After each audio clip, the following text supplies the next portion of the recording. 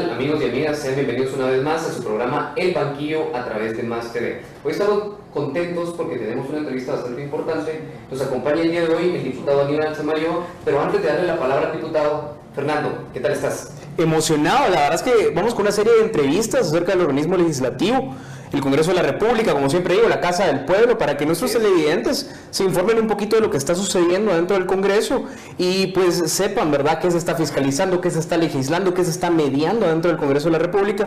Y hoy pues tenemos al diputado Aníbal Samayoa, que tiene varios ejes, ¿verdad?, con los que ha estado trabajando en fiscalización y presentando iniciativas en beneficio de la población.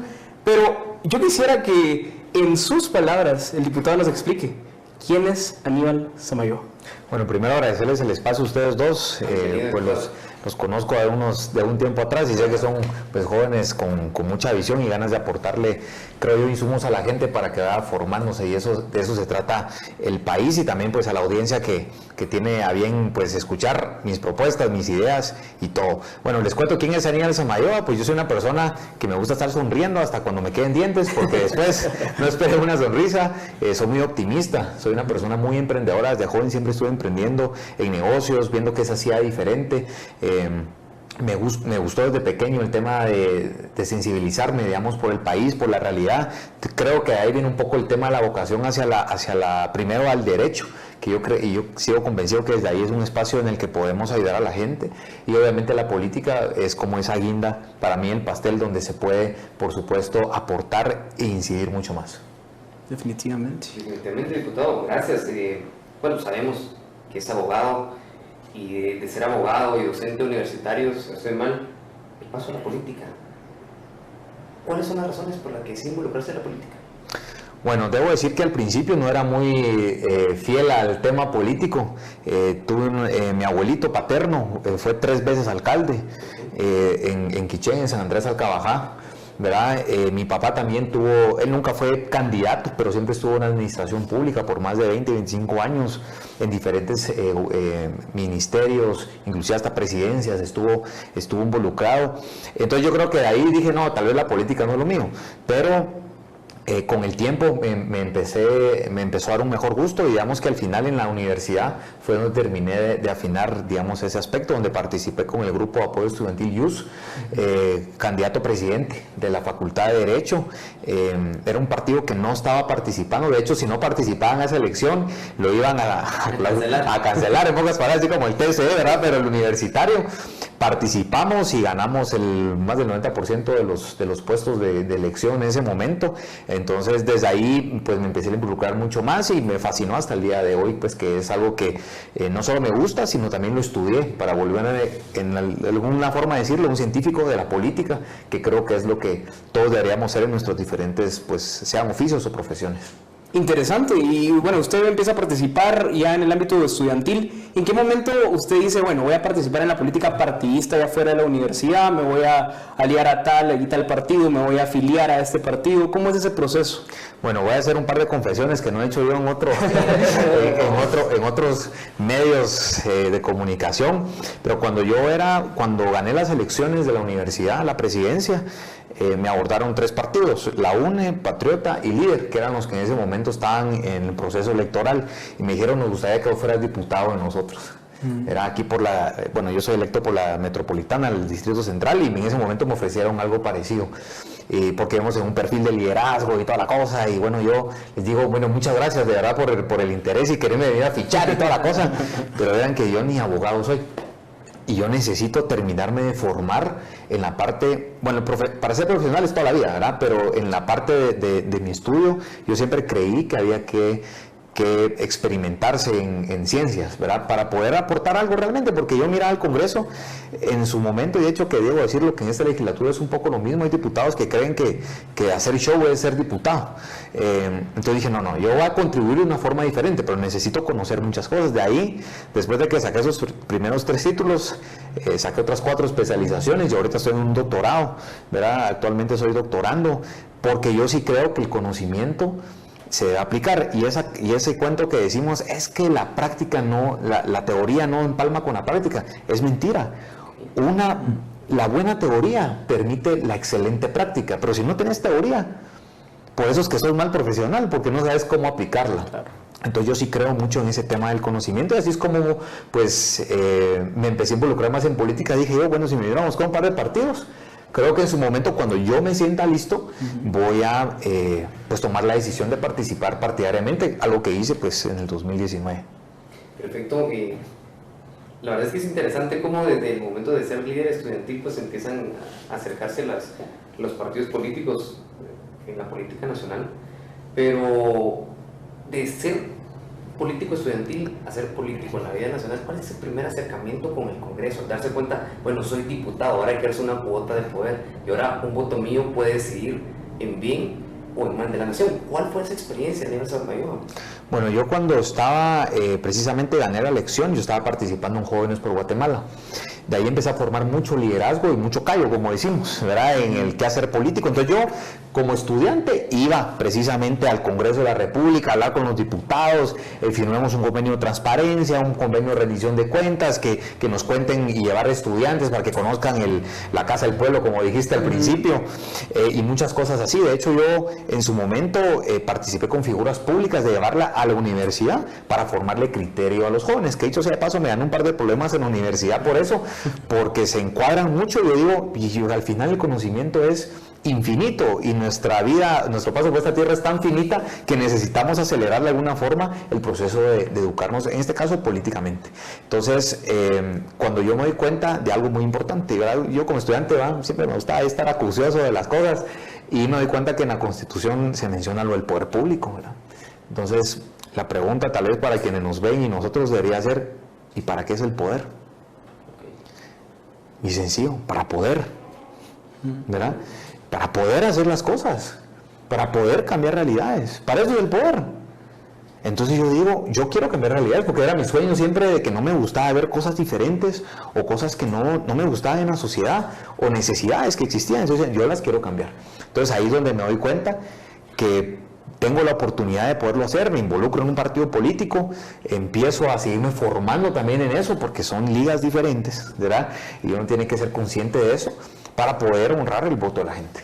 Definitivamente. Diputado, y yendo un poquito para atrás, ¿verdad? En la campaña electoral, usted figuraba como uno de los diputados más jóvenes y más activos.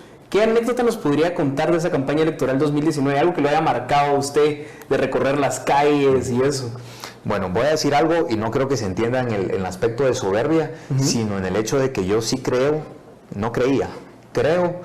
que la forma de hacer política debe cambiar. Y va a cambiar en la forma en que hacemos campaña. Yo recuerdo que yo no tenía muchos recursos, ¿verdad? Yo hice un presupuesto bien, hasta se reirían, ¿verdad? Ínfimo, digamos, o bien corto en cuanto a la campaña. Y dije, eso no puedo salir de ahí, porque son mis ahorros, ¿verdad? O son algo que la gente me apoya y no puedo salir.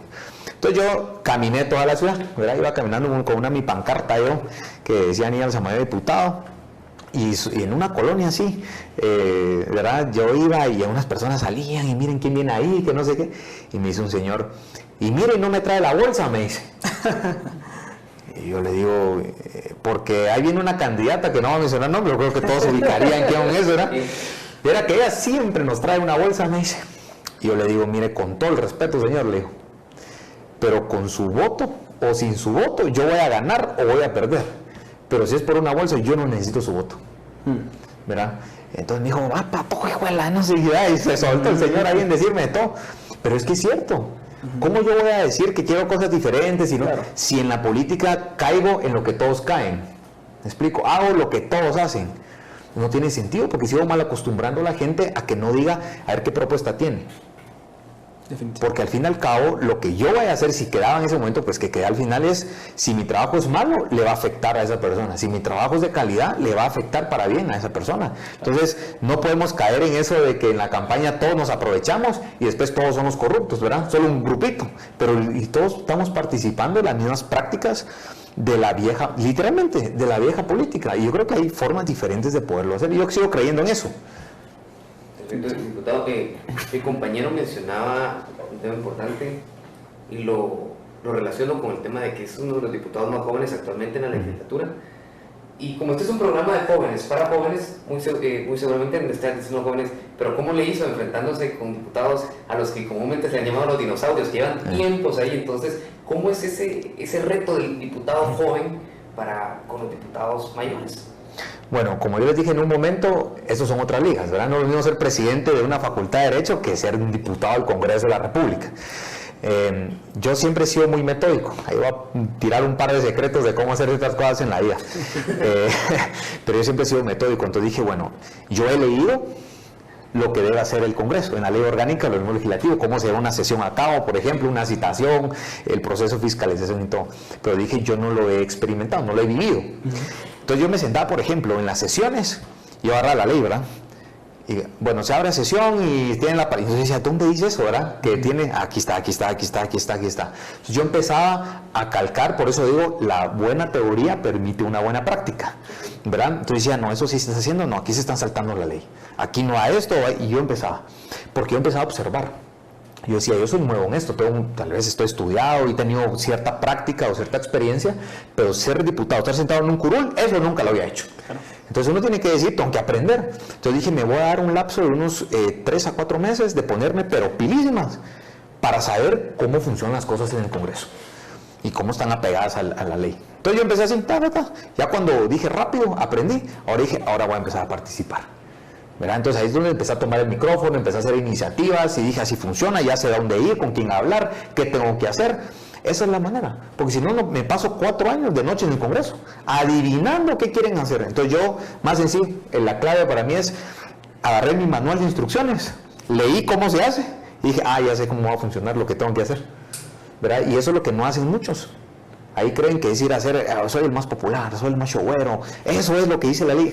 Más alejados o más cerrados no pueden estar realmente en esa situación. Hace unos años se dio lo de un diputado, exdiputado ahora, que le preguntaron que por qué había votado por ciertas reformas, y empezaba a trabarse y decía, porque vi que los demás votaron así. Me pidieron que levantara la mano. Exactamente.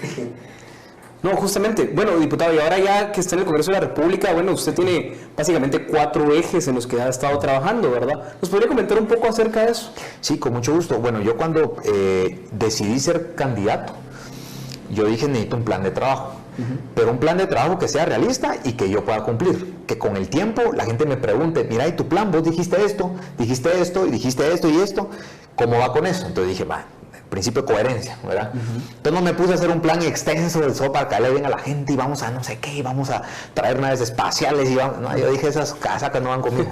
Yo lo que pueda hacer. Entonces planteé 4 ejes, el eje económico, el de seguridad, educación y salud. Dije, ¿con eso me voy? Sí, tal vez todo lo dicen los políticos, es que la salud está mal, pero yo voy a decir cómo vamos a resolver ese tipo de problemas. Entonces yo dentro de cada eje hice un par de... estructuré, digamos, algunas ideas entre procesos de fiscalización, el desarrollo del distrito metropolitano, que es por donde fui electo, y el proceso de legislación, ¿verdad? ¿Qué iba a legislar yo en cada uno de esos? Entonces me planteé eso, y digamos, si hoy ¿qué es lo que me están preguntando al final? ¿Y cómo van con eso?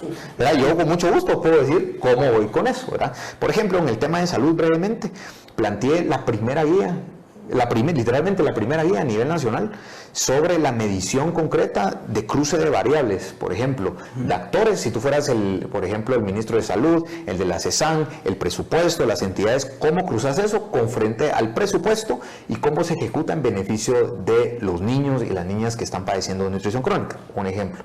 Hay otras reformas que he presentado a las leyes aledañas, digamos, a ese tema.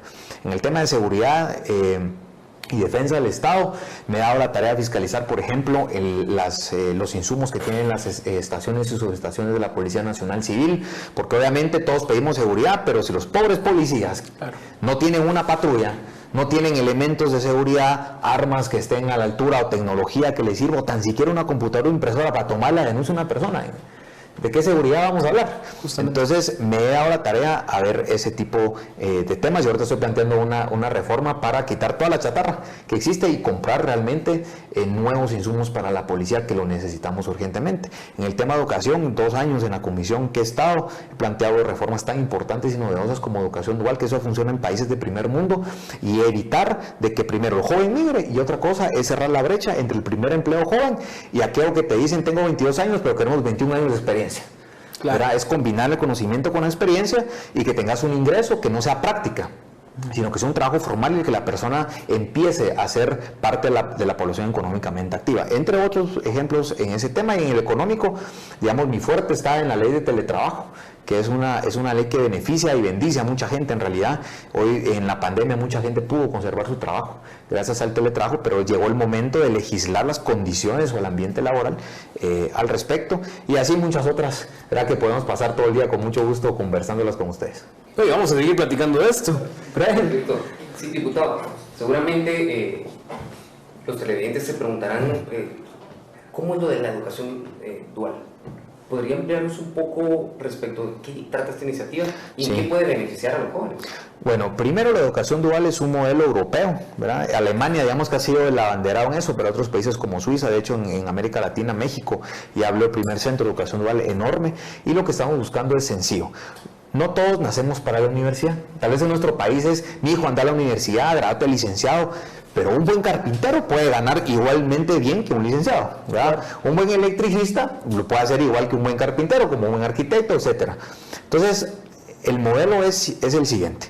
Las personas que quieran dedicarse a temas de carreras técnicas pueden hacerlo, se le validan como una carrera en las universidades, y ellos tienen 3 días que van a las empresas a hacer prácticas y 2 días que van a recibir conocimiento. Así funciona, de hecho, y ha funcionado más de 100 años. Más de casi 100,000 plazas de empleo se han colocado en solo a veces un país en relación al tema de educación dual. Y lo que va a permitir es que el joven no tenga que emigrar a otro país. Obviamente hay incentivos fiscales importantes para las empresas que motivan a estos jóvenes, porque obviamente así es. Y empiezan desde que están limpiando el piso hasta la gerencia.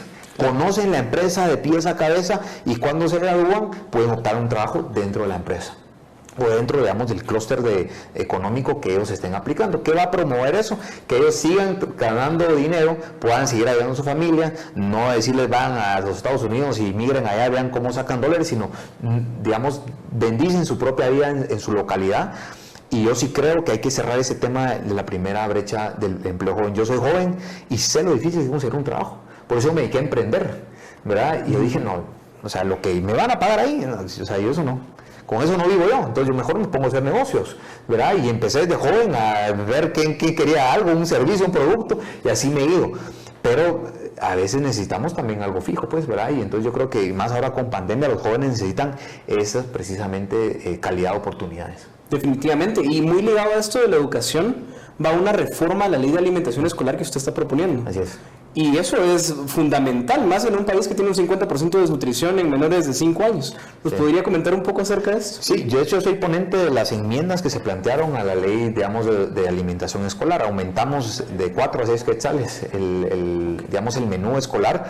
Algunos dirán, 2 quetzales más no es nada. Pues fíjense que son 6, y si yo le quitara 6 quetzales de alimento a una persona, hay estudios internacionales que con 4 o 3 quetzales se puede armar un menú nutritivo para niños, y no lo digo yo, es Europa, claro, ¿verdad? Entonces, con 6 se puede hacer algo bueno. ¿Por qué? Porque somos un país en el que si yo veo 2 niños, uno está desnutrido, ¿verdad? Entonces, esa realidad hay que cambiarla, y lo digo ¿por qué? Porque hay que ver hacia el futuro. Guatemala es como un avión, tiene 2 motores. Y vamos a medio motor porque el 50% está desnutrido. Ustedes dirán, ¿es la niñez? Sí, pero esa niñez en 20 años, que es un ciclo generacional, va a ser la población económicamente activa. Va a ser los niños que se supone que a los que ya estemos viejitos van a cubrir el pasivo de jubilaciones. ¿Y qué pasa si están funcionando medio motor? No cruzamos de Guatemala para cruzar a Europa, ese avión se nos cae.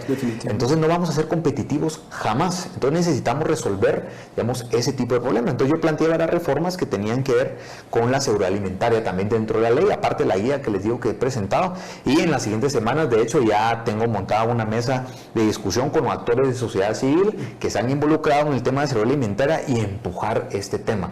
Lamentablemente fue un compromiso de presidencia, ¿verdad? Pero realmente es un compromiso de los diputados, yo creo, y realmente hay pocos. Todos ya tienen esa guía, yo les he compartido, fiscalicemos, vayamos, hagamos, porque se nos está muriendo, hombre, nuestro motor económico del país, si lo quieren ver así en términos tal vez de dinero, pero es gente. Yo no sé si ustedes, si les muere un niño en los brazos, uno será que no sienta algo, es porque ya como humanidad, no sé, ya somos salvajes, pues. Entonces no podemos permitir esas cosas, y yo fui niño, y yo fui bendecido, y sé que a pesar de que tuvieron limitaciones mis padres, tuve una alimentación pues 2 que 3. pero no podemos dejar que todos los niños vayan bajo ese riesgo. Claro. Entonces, los que tienen hijos, sobrinos, nietos, saben que los niños son fundamentales en un país. Vean los periódicos de las últimas semanas. Van seguido casi 4 o 5 días diciendo 7,000 niños desnutridos, 7,000 niños se mueren de hambre, riesgo por las lluvias, por el tema de seguridad alimentaria. Eso nos debe estar diciendo algo a nosotros. No es una portada de prensa solo para que nos impresionemos de la gente muriéndose. Hay algo ahí que hay que ir a resolver. Diputado, en ese sentido, ¿está fallando el Ejecutivo en la forma en la que ha gestionado los recursos, en la forma en la que se han propuesto muchas veces programas, guías, rutas de parte de gobiernos? Han venido programas, pero nunca se ve un bajo en los índices. Bueno, yo dentro de la iniciativa, por ejemplo, esta de seguridad alimentaria, planteé una cosa clave. Vean ustedes que todos los presidenciales, ahí lo van a ver el otro año. Fíjense que yo tengo un programa que se va a llamar Niños sin Hambre. El otro va a decir de niños hambre cero, y ahí tenemos lo de hambre cero, ventana 1000 días, jornada, ¿cómo se llama? Miren, lo que pongan el nombre que quieran. Ese es el mayor insulto al futuro de este país, que es la niñez y la juventud. Entonces, dentro de esa reforma, yo puse, una vez implementada la ley, Segeplan debe formular una política pública de seguridad alimentaria. Para mí, con caducidad de tiempo. En 10 años vamos a resolver esto. Me da igual si es un canchito, si es un moreno, si es mujer, si es hombre el que está gobernando. O en 10 años lo resuelven, o en 10 años lo resuelven. Porque eso no puede estar yo cada otro año estar cantando un programa que no se hace. Vean hoy, sí, muy bonita. De hecho, les voy a decir una cosa, el plan que planteó el presidente Yamatei en materia técnica es muy bueno para combatir la desnutrición. Obviamente, si ustedes van a ver el presupuesto, no tiene presupuesto. Y entonces, digo yo, ¿para qué? Le damos presupuesto. Cuando empezó el presupuesto para el 2021, habían quitado 6,000 millones de quetzales para eso. Yo digo, mucha, si es su plan de gobierno y ustedes mismos le quitan plata. Entonces tuve que plantear una enmienda, recolectamos firmas y logré que se pusieran otra vez los 6,000 millones de quetzales para el combate a la nutrición. Entonces esa falta de coherencia a mí es lo que no me cuadra. Muy bonito el plan, sí puede ser muy bueno, técnicamente muy sustentable, listo, está bien. Bueno, ¿y los fondos? ¿Verdad? Yo me quiero a Europa, dicen, va, listo, y ya tenés el boleto. No, fíjate que me quiero ganar la lotería, pero no he comprado el boleto. Bueno, entonces, ¿cómo le vamos a hacer, va? Sí, justamente. No, yo quisiera que platicáramos acerca de una ley que usted presentó, que es la ley de teletrabajo, que creo que le interesa a los jóvenes, pero después del corte. Así que no se despeguen del televisor, porque regresamos con el diputado Aníbal Samayoa, que nos está acompañando hoy, después de este corte. Volvemos.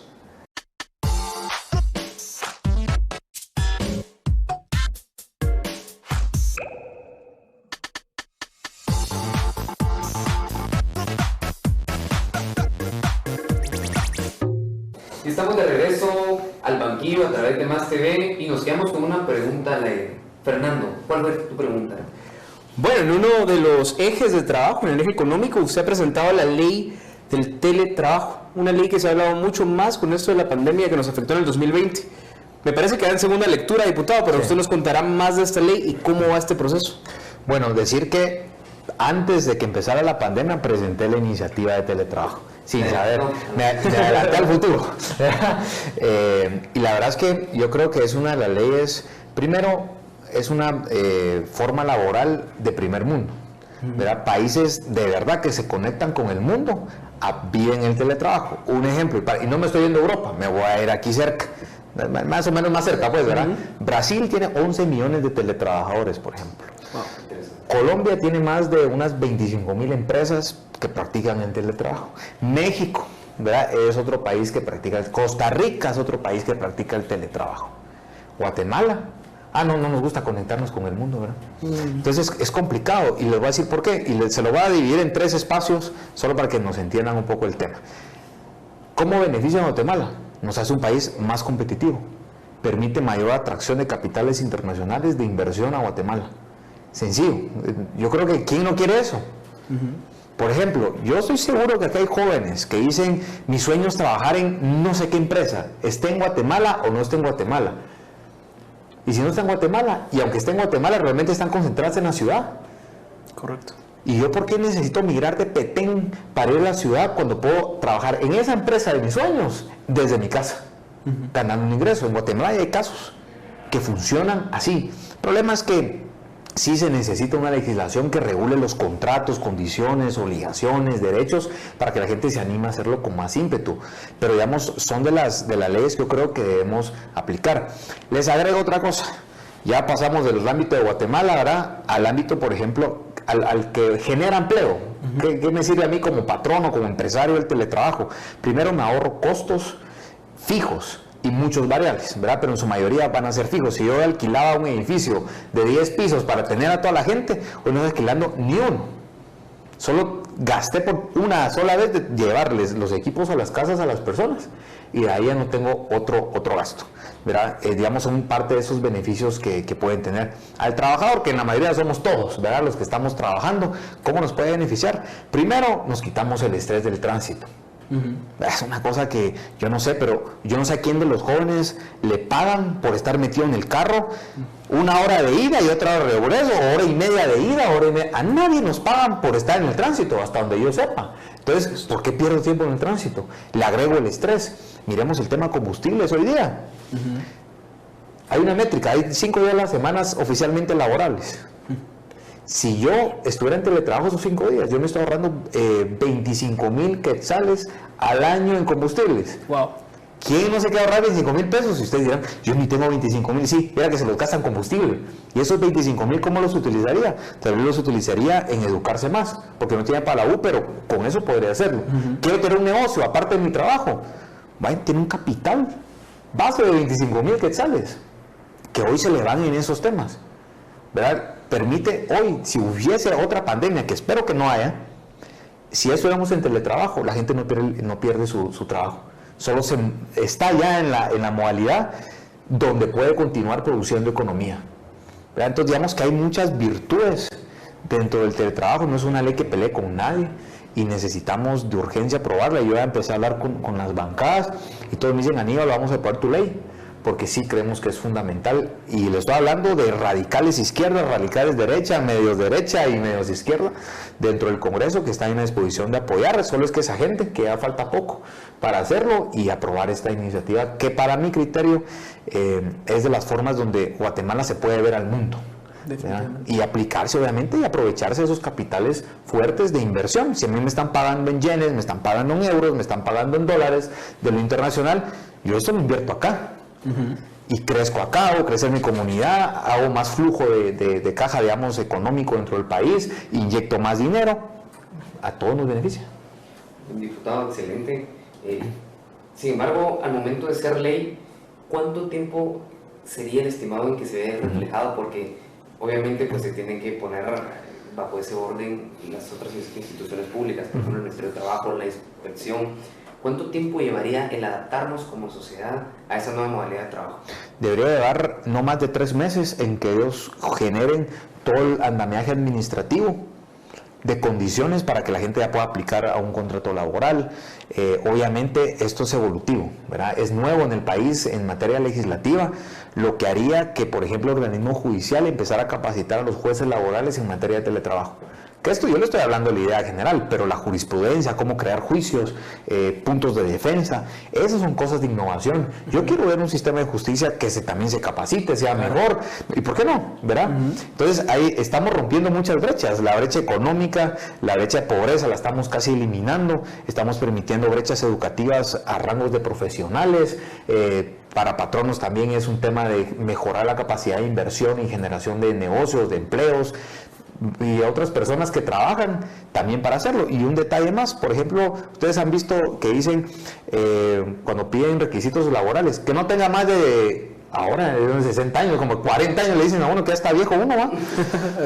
Pues miren, el teletrabajo permite que esas personas, que son como viejitas que le dicen, que yo no creo que sean así, apliquen lo que saben sin necesidad de ser discriminadas, ¿verdad? Eso, hasta esa brecha rompe. Entonces yo digo, bueno, que le falta voluntad a mis colegas, pues, de poder asumir el reto de hacerlo. Entonces yo sí estoy empujando eso hasta que lo logremos, porque si necesitamos un país, digo yo, aplicado a la tecnología y con innovaciones económicas. Diputado, perdón. me surge otra pregunta. Personas que ya están trabajando bajo un contrato de los normales en los que estamos ahora, ¿pueden optar a modificarlo por uno de teletrabajo? ¿O solo será para los nuevos?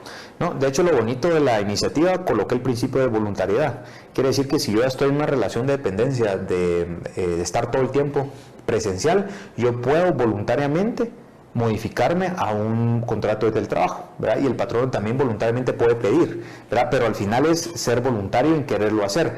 O puede ser teletrabajo híbrido, o sea, voy 2 días a la semana físico, 3 no, o al revés, o es completamente todo teletrabajo, ¿verdad? O sea, digamos, permití que la ley fuera de ese calibre pendular que permitiera ese tipo de modificaciones y holguras, pues. Gracias. No, la verdad es que muy interesante. Y usted mencionaba la palabra innovación. Y eso lo relaciono mucho con esta ley que usted está proponiendo también de simplificación de trámites. Así es.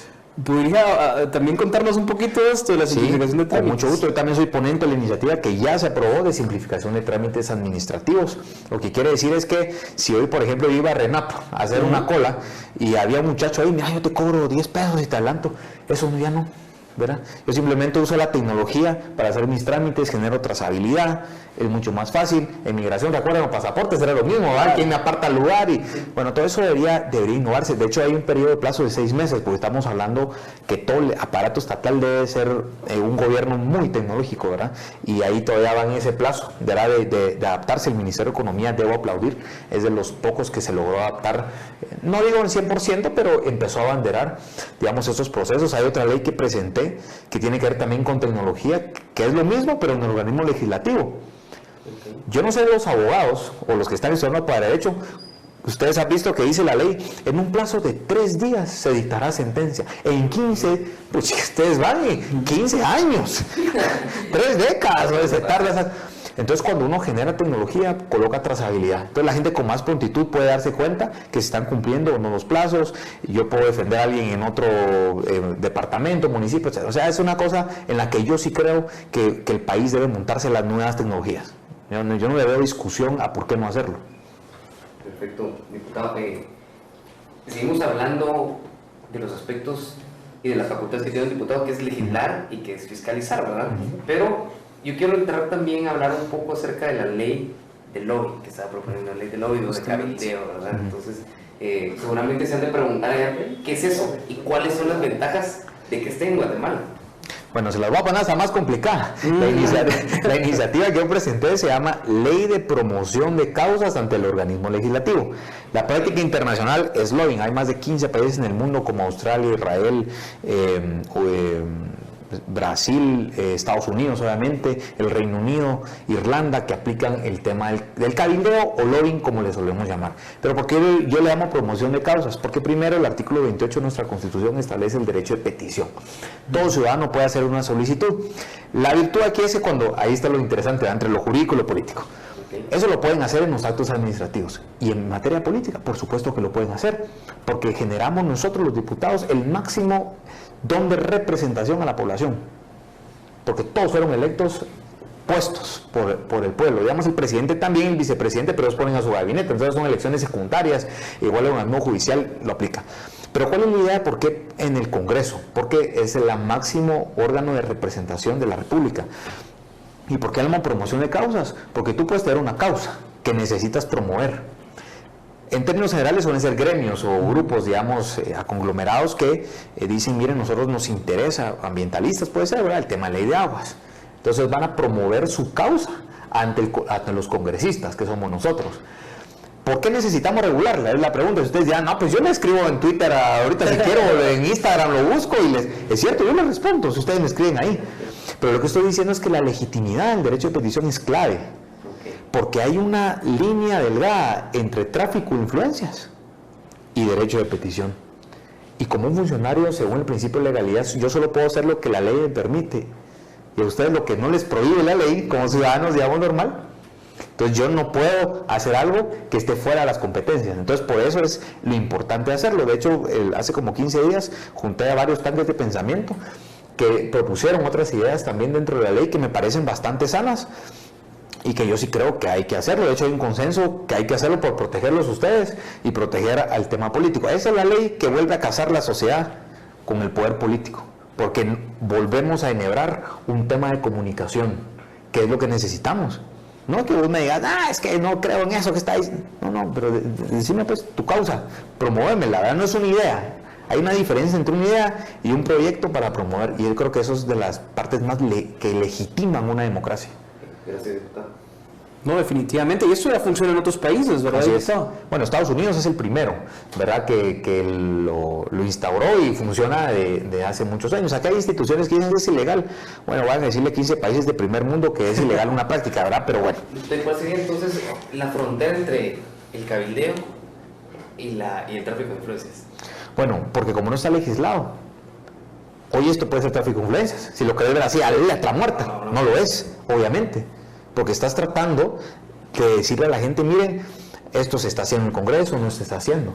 Pero para evitarnos una acción ilegal, porque aquí hay gente de mala fe también, así como hay gente muy buena. Claro. Hay gente que está viendo la forma de, clavémoslo así, pongámosla. No, hombre, ya, si el país es nuestro, ¿por qué no estamos clavando entre nosotros y si a vos te va bien, a mí me va bien?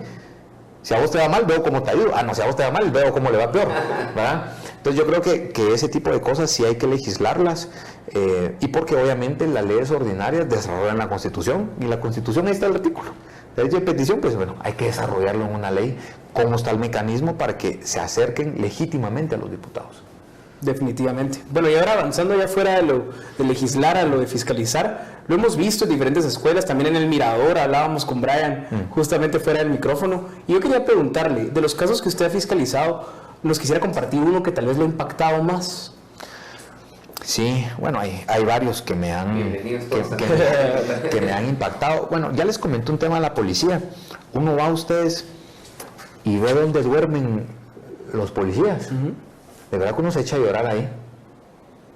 Son unos catres, miren ustedes, con pulgas, feos, cerca de un baño que no funciona. Es que de verdad, tendrían que ir para entenderme lo que les estoy yo tratando de explicar, ¿verdad? No tienen ni una impresora para imprimir una denuncia a una persona, se lee mal, tienen goteras. Miren, uno porque tal vez dice, gracias a Dios, mi casa sea pequeña o grande, pues ahí va, ¿verdad?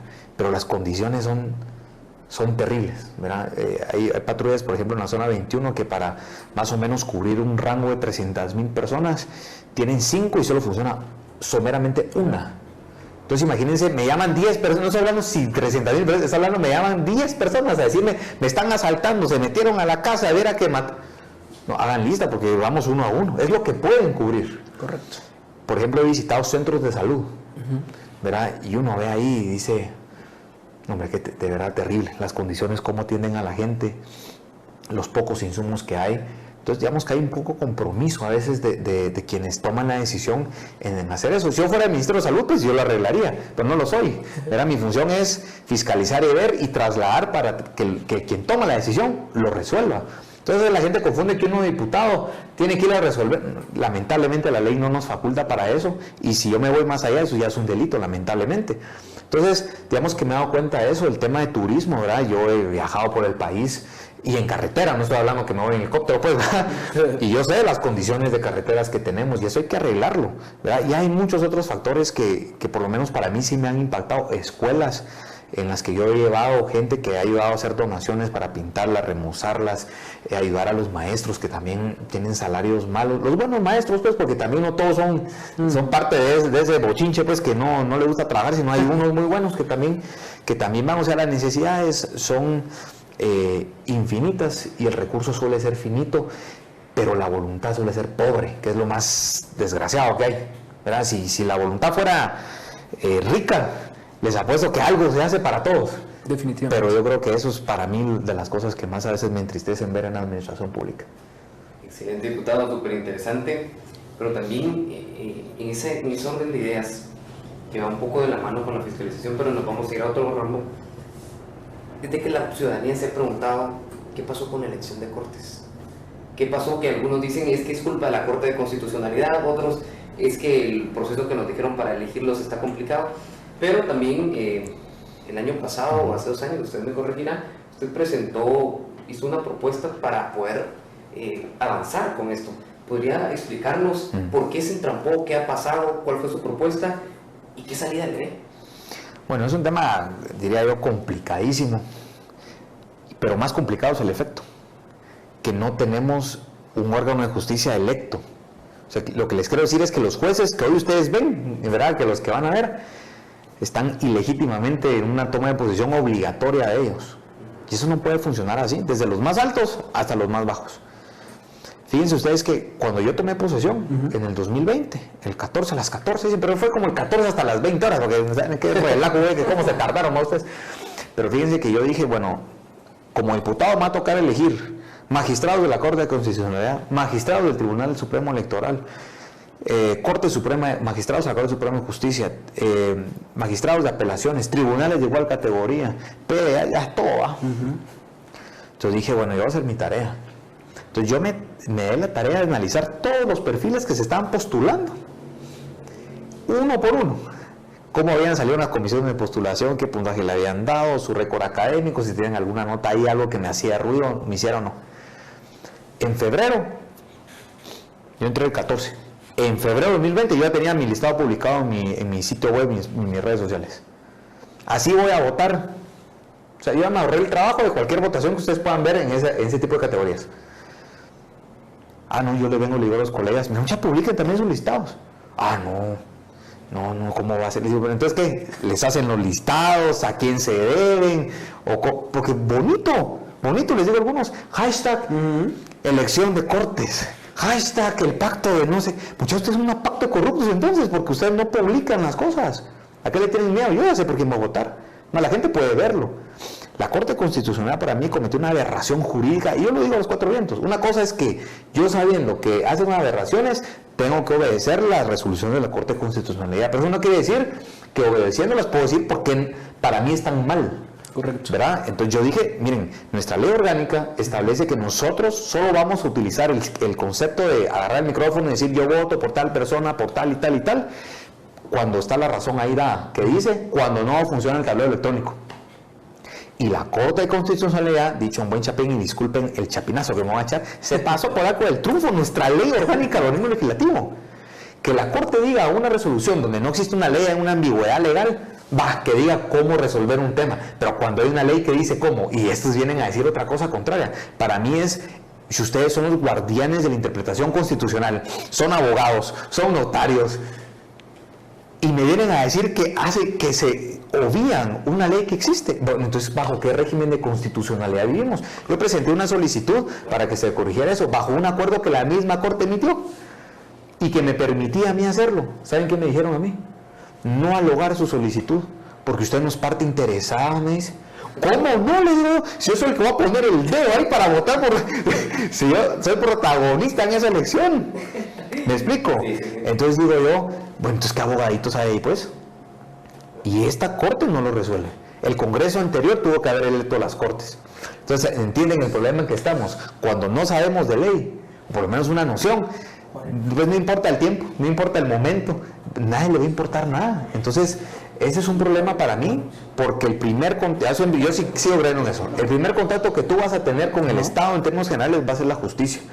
Porque o tenés que demandar un patrono, o te demandó un trabajador, tenés una deuda que cobrar, tenés lo que sea, la justicia está ahí presente siempre en la vida de guatemaltecos. Entonces, ¿cómo no vamos a tener una elección de cortes? Que, si me preguntan ustedes cuándo se va a elegir, no sé, pero si hoy es la elección, yo ya estoy listo para votar. Eso es lo que puedo yo decir.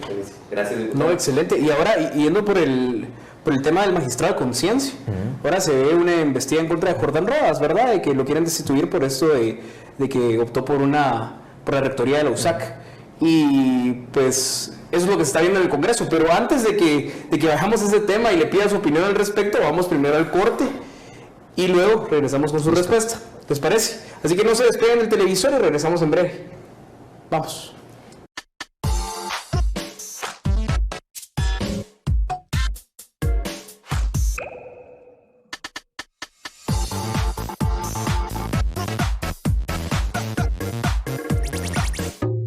Bueno, y regresamos al banquillo por Más TV. Nos quedamos con una pregunta en el tintero.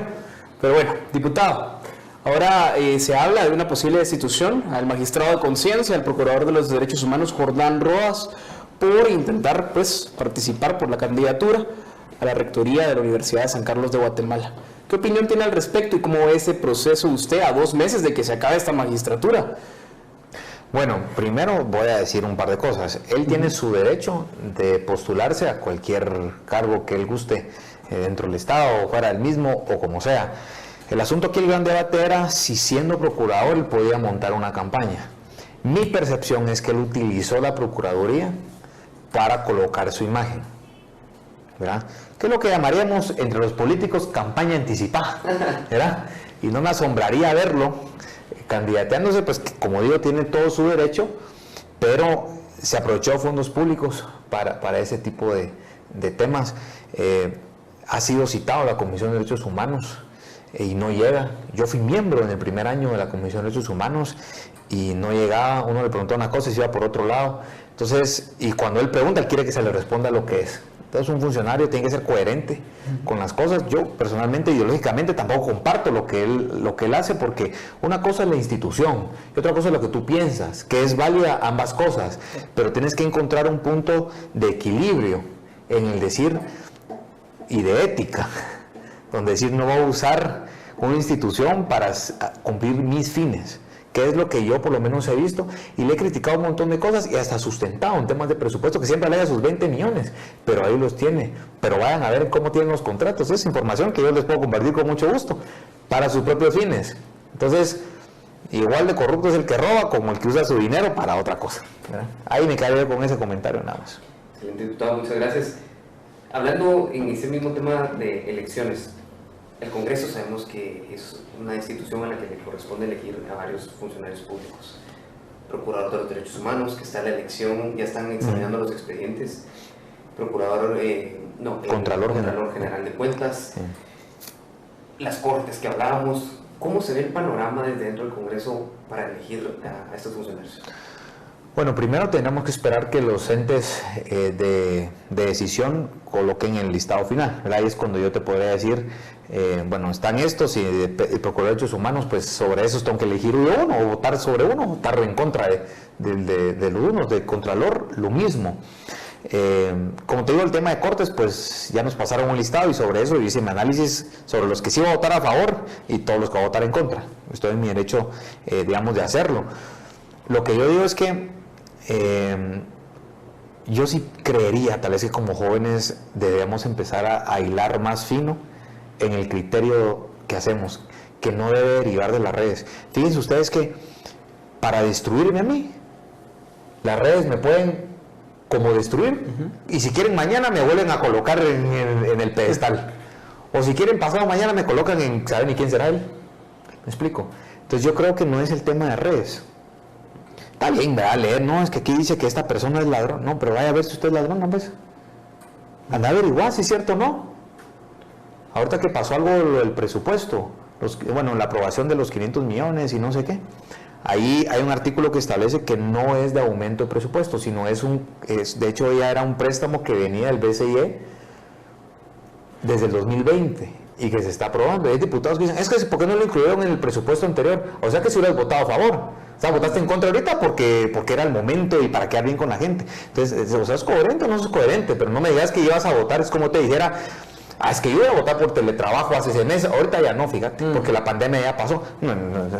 No te entendí tu lógica. A mí te estructuraron una lógica para decirme por qué sí, que no. Entonces ese tipo de elecciones es lo mismo. Yo diría que la gente debería hacer tal vez lo que yo hago, o irme a mis páginas, yo les ahorro el trabajo, que van a ver los criterios por los que yo califico a las personas, cómo yo votaría. Y pueden estar de acuerdo, como no pueden estar de acuerdo. Pero eso es lo que nos toca hacer, ¿no? Si no en el siguiente año, que son elecciones generales. Es que dicen que él se robó, dicen que ella es el bueno. ¿Y quién lo dice? ¿Me explico? ¿Y tú cómo le crees eso? O sea, hay muchas cosas que deberíamos, como digo, hilar muy fino para tener un criterio sustentado. Perfecto. Definitivamente, y ya para ir como que aterrizando un poquito, usted habló de las elecciones generales que se vienen, ¿nos podría contar un poco, tal vez a grandes rasgos para no hablar de especificaciones y meternos en líos, cuál es el futuro o qué futuro mira usted para Aníbal Samayo? Bueno, yo lo que veo es el mismo que vi cuando era un joven estudiante, ¿verdad? Alguien que quiere seguir contribuyendo al país, ¿verdad? Sumándole desde el palco que me den la oportunidad de hacerlo, ¿verdad? Por supuesto me gustaría participar, ¿verdad? Pero ahorita no estoy enfocado en esto, estoy enfocado en hacer mi trabajo, ¿verdad? Creo que ese es o demostrar resultados que gracias a Dios tengo muchos que contarle a la gente sobre lo que dije que iba a hacer y lo que hice, ¿verdad? Y hay otros que aún estamos por hacer, porque eso es lo que mejor canta una persona, ¿verdad? Hoy vemos, por ejemplo, ahora sí se los digo, ven a todos los diputados, aquí ando yo con la gente. No, pues eso lo tuviste que haber hecho desde el primer día, ¿verdad? Si ese es tu chance. Ahora me salís que vos también sos buena gente, y le estás dando. Miren que no, ¿verdad? Eso realmente, pues cada quien su criterio, pues, de los que van a votar por los congresistas, pero lo que yo digo es que a mí, yo me preparé para eso. Evidentemente soy un ser humano, ¿verdad? Pude haber cometido errores a gusto o a criterio de la percepción, ¿verdad? De alguna persona. Pero si una persona, como me han abordado muchos, me dicen, mira, yo no estoy de acuerdo con tal votación, yo con mucho gusto le digo, te explico por qué voté así. Claro. Porque yo sí no soy de esos es que me dijeron que levantara la mano. Porque pues, si no, entonces ¿para qué? ¿Verdad? Y yo sí puedo decir, o en algunos casos sí he podido decir, fíjate que yo me equivoqué ahí. Porque también es de error. Lo que pasa es que en el ámbito público, si te equivocas hay que lincharlo. Pero mi pregunta es, ¿cuántos no se equivocan en el día de su trabajo? Que ya los hubieran despedido por eso que hicieron, pero ahí siguen. ¿Verdad? Entonces, lo que pasa es que no somos balanceados, ¿verdad? En ese sentido, pero yo sí puedo aceptar si cometí un error y puedo sustentar si voté algo en contra, si voté algo en favor o por qué utilicé tal estrategia para no haber estado, o haber sido estado, o lo que dije, por qué lo dije. Eso sí puedo hacer yo con mucho gusto, pero no me arrepiento de las cosas que hago, porque sé que las hice con convicción, ¿verdad? Obviamente pueden haber derivado un error, pues, pero mis errores no son de esos garrafales que mataron a 100,000 personas, ¿verdad? Solo para aclarar el tema, ¿verdad? Sino aquellos de que pudieron haberse sido, digamos, una mejor calidad, pero yo me veo, pues, siguiendo contribuyendo al país, que es lo que a mí siempre me ha hecho como un sentido de vocación. Perfecto, muchas gracias, diputado. Pues bueno, nuestra audiencia ha escrito en las redes de que es un diputado joven, entonces, que como joven le gustaría saber qué hace Aníbal Samayoa en sus tiempos libres. Pues como político no hay tiempo libre, hay que buscarse el tiempo para hacer las cosas. Yo tengo una teoría y es que sin importar la naturaleza del trabajo que uno tenga, uno tiene una vida más allá del trabajo. Hay gente que a veces me dice en las redes, vos, ¿por qué no publicás esas cosas legislativas? Pues es que yo, disculpa, pero sea yo no diputado, tengo una vida, ¿verdad? O todos quieren, a ver, no es el que se ve más cuadrado en las cosas, ¿verdad? O el que publica más memes, no voy a pensar yo, no tiene nada que hacer. Pues también le quiere alegrar el día a la gente, pues, si esa es su forma de hacerlo, ¿verdad? Eso es válido. Pero, por ejemplo, yo no es que tenga tiempos libres, eso sí, duermo poco, porque no me alcanza el tiempo, pero sí me levanto muy temprano, madrugo para ir al gimnasio, ¿verdad? Más o menos hago entre 1 hora, hora y media, depende de qué está haciendo. Hago bicicleta también en el gimnasio, pesas, corro, hago todo un poco, practico tiro con arco olímpico, ajedrez. En la universidad, de hecho, era el capitán del equipo, fui campeón de la universidad, tercero a nivel universitario, segundo, iba al club privado también de ajedrez. O al día de hoy sigo practicando el ajedrez. Ustedes ven a mi escritorio, ahí tengo mi ajedrez. Siempre estoy haciendo ese tipo de temas. Practico también bicicleta de montaña, bicicleta de ruta, de todo un poco, ¿verdad? Surf a veces, ¿verdad? Me meto un poco a hacer cosas extremas. Quiero empezar a hacer motocross también. Toco la guitarra, piano, bajo, he hecho pinturas, ¿verdad? Y que me ven todo mal emplasticado, pero sí, más o menos algo he hecho. Soy un emprendedor por naturaleza, ¿verdad? Me gusta la generación de economía, buscar hacer empleo también a la gente. Entonces, no tengo tiempo libre, pero utilizo el tiempo que tengo. Excelente. Diputado, usted lanzó una ley de reactivación de turismo y sabemos de que ha estado por toda Guatemala, pero queríamos preguntarle, ¿qué región de Guatemala sería su favorita? Si puede elegir una, ¿verdad? Sí. Porque todas las regiones son bonitas, pero si pudiera elegir una, ¿cuál elegiría? ¿O qué región le gusta más la comida, por ejemplo, la cultura?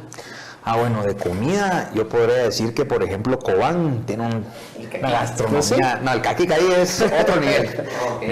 Es espectacular, tiene sitios turísticos hermosísimos.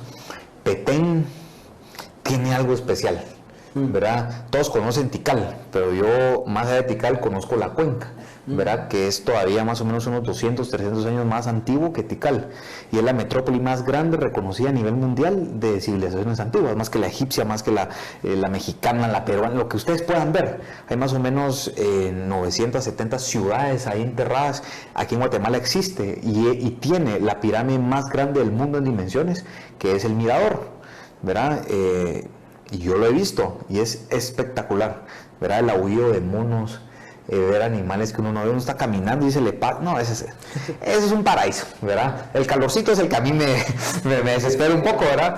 Para ser honesto, pero tenemos un país hermoso, Huehuetenango es un departamento también muy lindo que tiene muchos aspectos o paisajes muy hermosos, tenemos patrimonios de la humanidad, o sea, yo, miren, les voy a decir una cosa, he sido muy bendecido en mi vida antes de ser diputado, que viajé mucho por el mundo. Y les puedo decir que hay países hermosos, ¿verdad? Pero Guatemala es un país espléndidamente único, ¿verdad? Sí, que nos faltan carreteras, que la corrupción, sí, miren ustedes, hay que arreglarlo, por supuesto, pero como joya no hay un igual.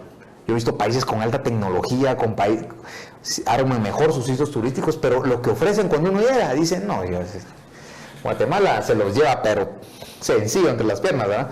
Por lo que tiene, por la comida, por la gente, la calidez de la gente. Eso es otra cosa que le gusta mucho al turista, ¿verdad? Hay que arreglar la seguridad también, pero no nos enfoquemos tampoco en lo malo todo, pues, pero tenemos de verdad un país del que yo vivo enamorado, el que yo digo es el mejor país del mundo, así se los digo. Ok, excelente. Y en ese mismo sentido, hablando un poco respecto a su ámbito personal, ¿cuál es su deporte favorito? Y también preguntarle, como estábamos hablando fuera de micrófonos, ¿es rojo o es crema? Esa no la responda. Bueno. Otro equipo se vale, bueno, les expliqué algunos deportes que practico y diría que son mis favoritos porque los practico, ¿verdad? Si no, no le invertiría mucho tiempo a ese. Pero, digamos, el ajedrez me fascina mucho porque tiene una cosa espectacular que es de jugarlo para entenderlo, ¿verdad? Cómo funciona y lo que enseña. Pero a mí me gusta mucho, por ejemplo, el tiro con arco olímpico, porque tiene que ver mucho con la respiración, tiene que ver mucho dónde apuntás y lo que querés acertar, ¿verdad? Tu objetivo de lo que querés lograr. Entonces, y fuerza física, pero le estás dando la mental, o sea, es una conjugación de varios aspectos. Aquí no se practica mucho en Guatemala, pero déjenme decir que es un deporte muy especial, ¿verdad? Que soy rojo de corazón y lamento lo que pasó en ese clásico, pero eso no me quita lo rojo, fue una herencia de mi abuelo, ¿verdad? Que me llevó al estadio desde muy niño, me puso esa camisa y orgullosísimo, ¿verdad? El equipo, como dirían, en las buenas y en las malas, que un día estamos arriba, otros días abajo, pero así pasa. Bueno, perfecto. Yo creo que con esto vamos concluyendo la entrevista y vamos a tener una pequeña dinámica antes de las palabras de despedida. Si quieren, yo la voy explicando, le vamos a dar una serie de palabras y usted nos dice lo primero que se le venga a la mente, ¿verdad? Pero, por ejemplo, si le decimos Andrés Manuel López Obrador, no nos puede decir presidente de México, sino que nos dice su opinión. Sí, listo. ¿Te parece? Sí. Va, comienzo yo si quieres, Brian. ¿Te parece? Bueno, Partido Humanista. Una cruz. ¿Okay? Elecciones 2024. Presente. Alejandro Yamatei. Que Dios bendiga a Guatemala. Edmond Mulet. Outsider. CG Plan. No da ningún plan. Okay. Desnutrición crónica. Hay que resolverlo. Y pronto. Consuelo Porras. Decisión del presidente. Okay. Walter Mazariegos. Sin opinión. Okay. Teletrabajo. Necesaria en Guatemala. Ministerio de Salud. Nos ha dejado debiendo. Subsidio de gasolina. Es lo mismo que podemos decir exoneración de impuestos, pero al final no resuelve nada. Es una medida temporal y no es permanente. Es lo que necesitamos, la permanencia. Sandra Torres. Y otra vez va. ¿Esa es la opinión? Sí, esa es mi opinión. Corte de Constitucionalidad. Le falta coherencia e imparcialidad en las cosas. Migración. Extrañamos a nuestra gente que se va. Elección de Cortes. No hay compromiso. Policía Nacional Civil. Tenemos buenos elementos, pero nos falta darle dientes para que puedan defendernos realmente a la población de la inseguridad. Corte Suprema de Justicia. Falta elegirla. Por último, Guatemala. El amor de mis amores y mi país que me vio nacer. Excelente. Muchas gracias, diputado. Entonces, antes de despedirnos, por favor, solicitamos que les dé unas palabras a la audiencia para que puedan dirigirse a ellos y darles una opinión. Bueno, primero gracias a ustedes por el espacio, por las preguntas. Espero haber llenado las expectativas de lo que se esperaba en la entrevista. Decirles a ustedes jóvenes que soy joven igual que ustedes, que también quiero y busco esperanza, busco oportunidades de salir adelante. Cuenten conmigo, pues ahora estoy de este lado del poder para poder, ¿verdad? Y estamos para poder lograrlos juntos. Así que hagámoslo, y especialmente por el bien de Guatemala, por el bien de lo que hacemos. Y les doy un consejo: cualquiera que sea su parte, cualquiera que sea su arte, hagan bien su parte, ¿verdad? No todos tenemos que ser políticos, no todos tenemos que ser arquitectos, no todos tenemos que ser abogados, pero todo lo que hagamos, hagámoslo bien, ¿verdad? Y eso es lo que le voy a ir sumando al país. Así que me pueden buscar en mis redes sociales, ahí estoy para servirles. Escríbanme, díganme lo que piensan, sus opiniones de mejora, pues para eso estamos, ¿verdad? Así que muchas gracias por el espacio. Diputado, muchas gracias. Muchas gracias. Muchas gracias. Y bueno, eso fue El Banquillo. Recuérdense que estamos todos los martes y los jueves, y sigan aquí por Más TV.